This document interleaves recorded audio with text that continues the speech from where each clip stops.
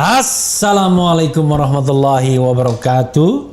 Sobat RH sekalian, jumpa lagi kita di channel yang keren ini, Keren Cadas. Kita lanjutkan dan sambil menunggu press conference ya. Apakah press conference itu seperti yang dipikirkan orang banyak? Karena kalau cuma menjadikan Krojo tersangka nggak perlu ditunggu-tunggu ya.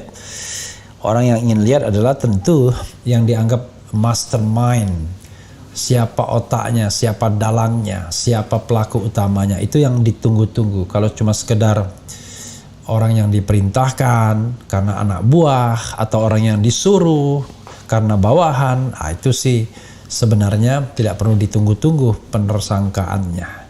Ini membuktikan sekali lagi apakah Polri mampu transparan, jujur, akuntabel dalam kasus ini, meski misalnya Kapolri memiliki hubungan yang baik dengan petinggi atau yang mau potensial dijadikan tersangka ya, yang potensial dijadikan tersangka.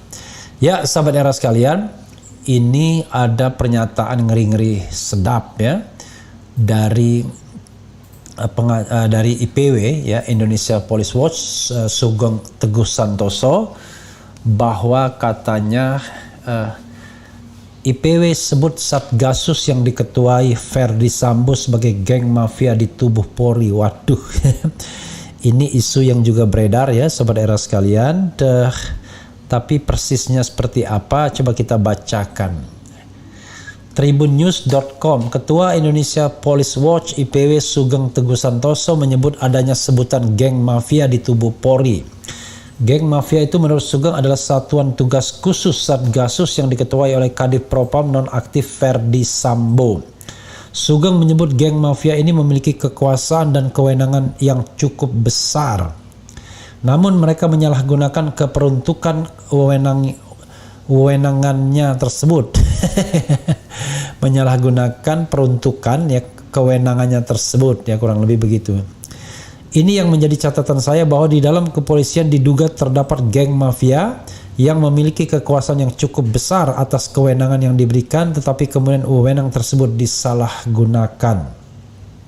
Kami mendeteksi bahwa beberapa nama tersebut masuk di dalam satu tim yang dinamakan Satgasus, Satuan Tugas Khusus ya. Ini diketuai Ferdi Sambo dan beberapa orang juga terlibat, kata Sugeng dalam program Kacamata Hukum Tribun News. Kemudian Sugeng mengatakan di dalam Satgasus tersebut termasuk diantaranya tersangka Baradae dan Brigadir R. Sebelumnya Inspektorat Khusus Irsus juga melakukan pemeriksaan terhadap 25 personel polisi terkait kematian Brigadir J. Menurut Sugeng, dari 25 personel Polri tersebut juga masih dimungkinkan masuk dalam Satgasus tersebut. Ada Baradae, Brigadir Riki, bagian dari Satgasus, kemudian yang ditangkap dan ditahan dari 3 Polres Jakarta Selatan dan 1 dari Polda Metro Jaya juga dari Satgasus ya. Jadi mereka ditangkap, ditahan itu adalah ya yang diduga menghilangkan barang bukti atau terlibat di dalam obstruction of justice ya. Nah, harus diteliti 25 orang ini apakah kemudian juga dari Satgasus. Saya duga masih ada kelompok lain jelasnya. Mengenai 25 personel Polri yang diperiksa oleh Irsus tersebut terkait dengan pelanggaran kode etik dalam penanganan kasus Brigadir, bagi Sugeng, kasus ini telah menunjukkan adanya satu solidaritas ngawur. Jadi tindakan pelanggaran kode etik ini terstruktur, masif dan sistematis, katanya. Sugeng lantas menjelaskan lebih lanjut, letak sistematisnya terletak pada penghilangan sepaket barang bukti. Sementara itu disebut terstruktur karena melibatkan Jenderal Bintang 2 sampai pada Tamtama. Adapun disebut bahwa kasus Brigadir J ini masif karena melibatkan berbagai kesatuan.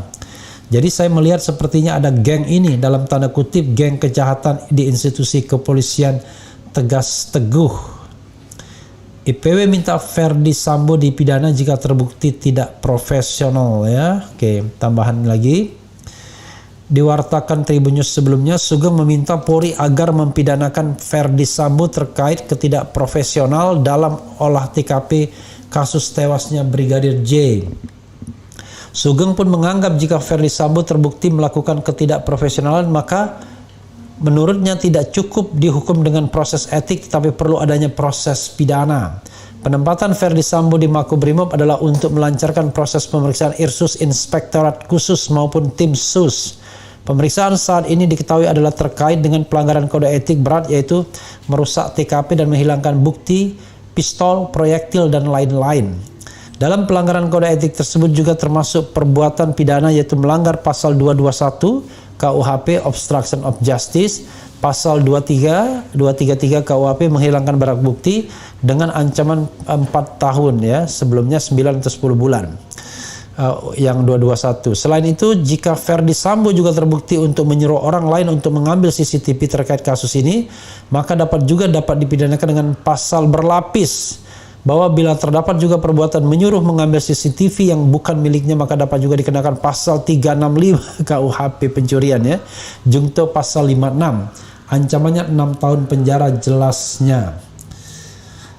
Ya, sobat era sekalian, itu tadi dari IPW ya, Indonesia Police Watch. Kita kalau soal-soal kritis dengan kepolisian, banyak juga ya jasa Indonesia Police Watch, termasuk juga dulu almarhum siapa ya, pokoknya Pane belakangnya sebelum Sugeng Teguh Santoso ini ya. Jadi itu orang berharap, sobat era sekalian, kasus ini menjadi momentum bagi polisi atau Polri untuk memperbaiki diri ya, karena kita tahu bahwa kasus ini tidak hanya konon terkait dengan soal domestik ya, yaitu hubungan antar manusia, ada isu ya, sekali lagi isu, benar atau enggak, misalnya hubungan antara Putri dengan Brigadir J, atau sebaliknya hubungan antara Sambo dengan AKP Rita misalnya, yang tentu saja itu masih berupa isu atau gosip. Tetapi lebih dari itu ada soal yang terkait dengan hal-hal yang dianggap penyimpangan, misalnya ada TikTok, entah siapa yang membuat, yang mengatasnamakan Baradae, yang menyebutkan misalnya soal-soal yang terkait dengan, tentu bukan sesuatu yang legitimate dari sisi hukum, misalnya soal judi online dan lain sebagainya. Jadi sahabat era sekalian, this is the momentum untuk melakukan koreksi ya, correction di tubuh Polri, seandainya memang Sigit Listio Prabowo betul-betul komit untuk memperbaiki institusi kepolisian ini, yang orang tahu banyak borok-boroknya, tetapi tentu orang tidak berani ngomong sembarangan karena mereka pegang palu, pegang hukum, bisa menersangkakan orang, bisa menanah orang dan lain sebagainya. Nah, pentingnya memberikan kewenangan tersebut kepada orang yang bisa dipercaya, orang yang betul-betul kredibel, orang yang bertanggung jawab dan menggunakan kewenangan atau kekuasaannya di jalan yang baik, jalan yang lurus, yaitu untuk menegakkan kebenaran dan ketertiban, melindungi dan mengayomi masyarakat, ya tentu saja serta menegakkan hukum yang lurus seperti tadi yang saya katakan ya. Bang Refli Harun buat polling tentang Komnas HAM sudah. Kepercayaan terhadap Komnas HAM cuma 9-10% saja ya. Kemudian mafia penegakan hukum Indonesia darurat kepemimpinan, penegak hukum jadi penjahat hukum, rakyat harus bergerak, masyarakat Batak terbaik pendobrak kebobrokan ini, saatnya Indonesia bebas dari oknum. Kenzi Yakiniku, inilah momentum dari Polri untuk membenahi institusinya. Citra polisi itu dilihat dari hal yang kecil ajalah. Polisi lalu lintas, kalau di luar seperti itu pasti di dalam seperti itu juga ya. Mana suara DPR RI ya itulah kadang-kadang ya, terutama Komisi 3 yang kadang-kadang hanya menjadi endorser ya, endorsement dari kepolisian, padahal mereka harus betul-betul men-scrutinize ya bagaimana tingkah laku Polri. Tapi susah juga, tidak mungkin pengawas itu punya kredibilitas kalau pengawasnya juga memang bermasalah misalnya, atau antara yang diawasi dan yang mengawasi itu blended ya dalam kepentingan yang sama ya. Ya hal yang kecil, kepentingan kongko-kongko lah misalnya. Bukan rahasia umum lagi ya.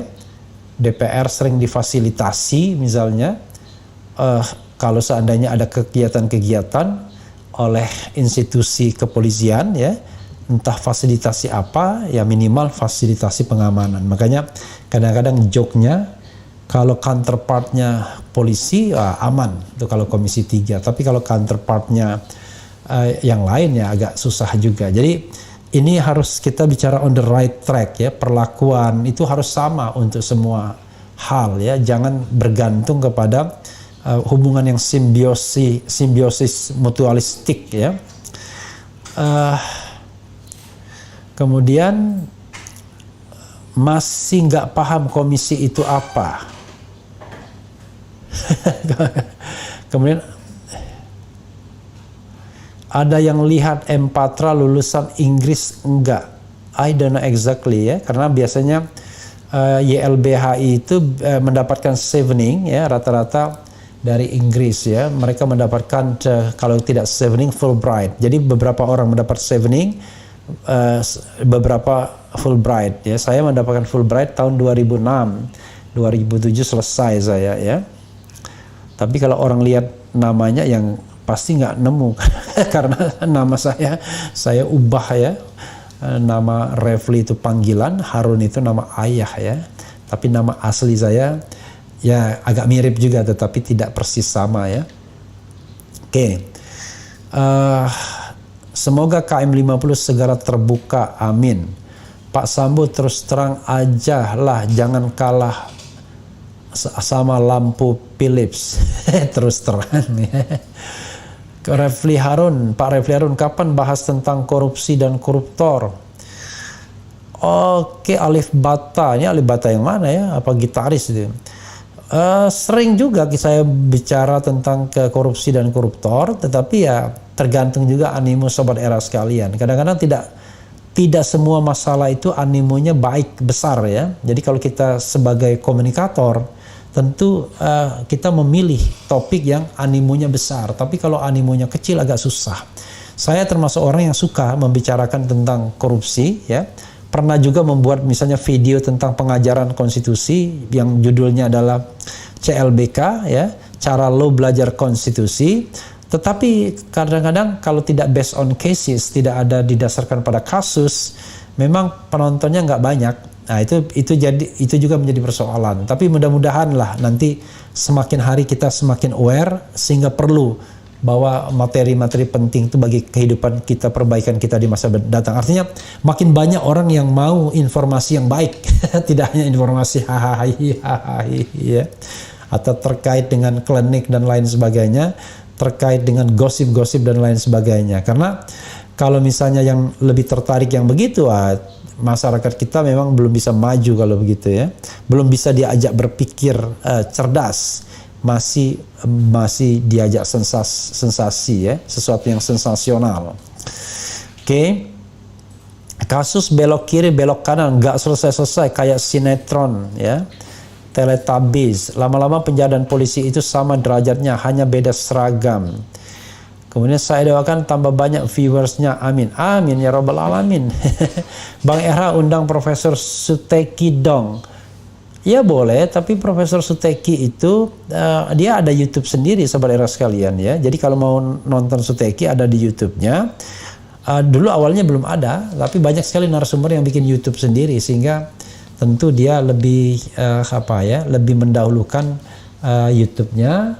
Dan juga begini, kalau Prof Suteki dia kan ada di luar kota, jadi dia tidak bisa dipanggil ke sini. Kecuali kalau dia ada di Jakarta ya, mungkin kalau dari Jakarta kita undang. Kalau melalui Zoom gimana? Bisa juga, nanti kita pertimbangkan ya. Kita pertimbangkan, karena yang paling penting dalam kasus ini bukan pengamatnya, tetapi orang yang kira-kira terlibat dalam circle kasus ini. Baik itu sebagai pengacara misalnya, baik itu sebagai keluarga tersangka atau keluarga korban dan lain sebagainya. Jadi untuk mengetahui secara persis bagaimana pendapat mereka, apa yang mereka temukan dan lain sebagainya. Instead of kita mengundang pengamat. Tapi pengamat juga penting. Paling tidak indirect kita mengutip pengamat dari berita-berita yang berkembang di masyarakat ya. Atau kebetulan pengamatnya lagi mampir. Misalnya ke Jakarta, M. Taufik ya, pakar hukum pidana. Setiap dia ke Jakarta kan beliau di Solo selalu mampir di sini. Nah, biasanya kita bikin podcast. Sahabat era sekalian, KM50 bagaimana? Ya mudah-mudahan bisa dibuka kembali. Kemudian undang juga Pak Gatot Bung, Pak Gatot mana? Pak Gatot Nurmantio ya. Ya tentu harus ada relevansinya ya. Tapi Pak Gatot kan sudah berapa kali saya undang di podcast ini? 3 kali ya. Jadi dan di 3 tempat, terakhir di sini ya. Oke, dan terakhir ini saya ingat tanggal 27 Mei yang lalu ya. Sudah lama juga ya, sudah hampir 3 bulan juga. 2,5 bulan ya. Mafia itu dari luar, kalau dari dalam institusi namanya Mafiopol. Gerakannya sudah masif dan sistematis yang mampu membuat skenario sesukanya dan dengan alat yang bernama Satgasus MP, berantas Mafiopol. Jadi sahabat era sekalian, ini tanpa harus memojokkan institusi ya. Memang kalau kita lihat apa yang disampaikan oleh Kombes Herdi ya, dan kemudian juga Kepala Biro Penerangan Umum Ahmad Ramadan, itu betul-betul sesuatu yang unprofessional conduct ya. Kenapa unprofessional conduct? Karena ia menyampaikan sesuatu yang tidak jelas sumbernya dari mana. Apakah sumbernya dari Ferdi sendiri atau Sambo sendiri, ataukah sumbernya dari sumber-sumber lain? Karena cerita tentang pelecehan, cerita tentang menjerit, menodongkan pistol, kemudian tembak menembak, kemudian peluru keluar 7 dari Brigadir J, lalu keluar 5 dari Baradae, kemudian Baradae tembus semua dengan 6 luka ya, 7 luka masuk dan 6 luka keluar misalnya, lalu macam-macam begitu ya. Itu semua akhirnya dibantah. Sekarang dibantah dan terbantah, terutama dibantah oleh Baradae ya. Dan sangat mungkin juga Bribka Riki sedang dalam proses membantah itu, karena secara common sense rasanya nggak mungkin lah ya ada adegan tembak menembak antara brigadir melawan Barada, satu pun tak kena tembakan dari brigadir, sementara tembakan Barada kena semua ya. Itu kan seperti mengulangi cerita KM50 saja, tembak menembak tapi tidak ada korban di pihak polisi, tapi korbannya justru adanya di pihak sana.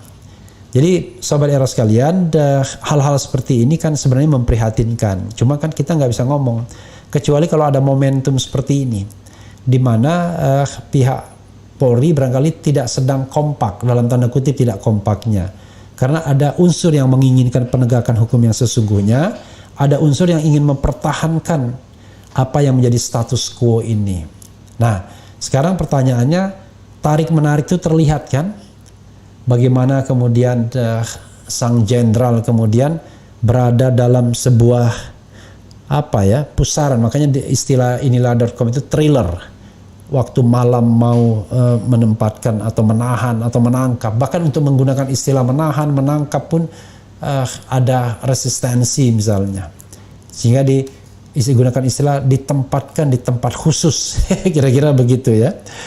Padahal bagi masyarakat biasa, dengan kesalahan yang biasa, dengan kesalahan yang gradasinya biasa-biasa saja, dianggap hanya menyebarkan berita bohong, menyebarkan kebencian yang juga kadang-kadang terlalu berlebihan ya, too much, itu mudah sekali dilakukan penangkapan dan penahanan. Jadi ini ada perbedaan perlakuan yang luar biasa, atau karena ada politik saling sandera.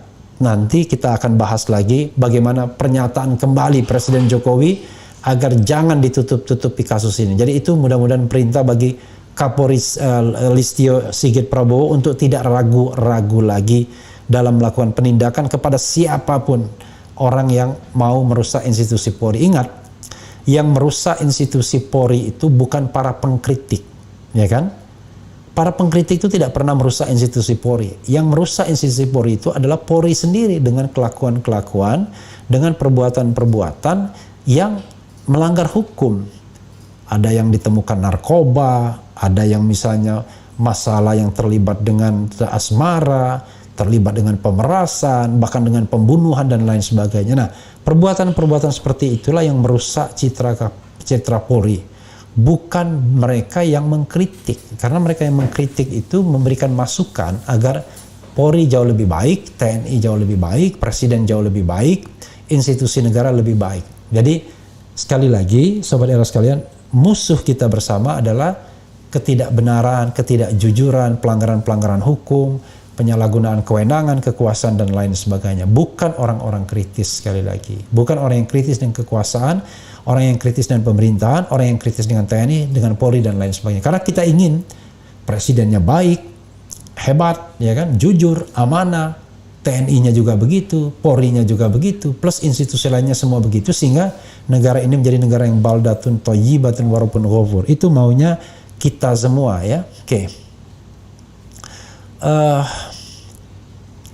Yang merusak institusi Polri adalah oknum Polri yang memanfaatkan jabatannya untuk keuntungan pribadi. That's the point, ya, salah satunya. Ya, saudara sekalian, kita selesaikan ya untuk ini. Mudah-mudahan this is the time for correction, ya, for correcting, atau the time to improve, ya, apapun. Dan ini menjadi momentum yang sangat baik. Jangan lupa lagu-lagu Ogi dan RH dan Ogi ada di platform media-media sosial. Tinggal download saja. Ada 10 lagu, salah satunya lagu ini, yaitu Salam 0%. Wassalamualaikum warahmatullahi wabarakatuh.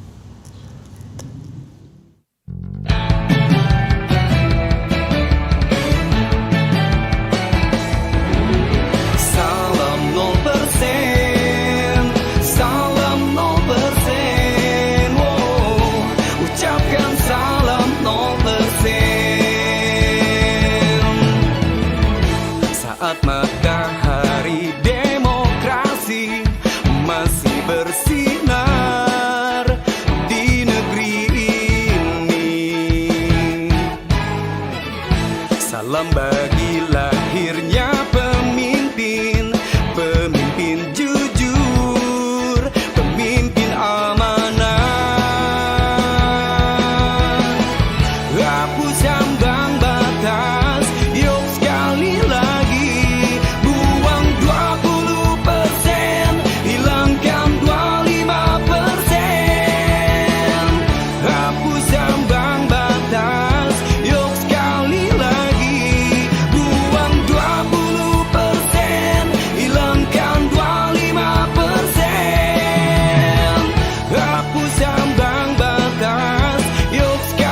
lagi. Ucapkan salam 0%.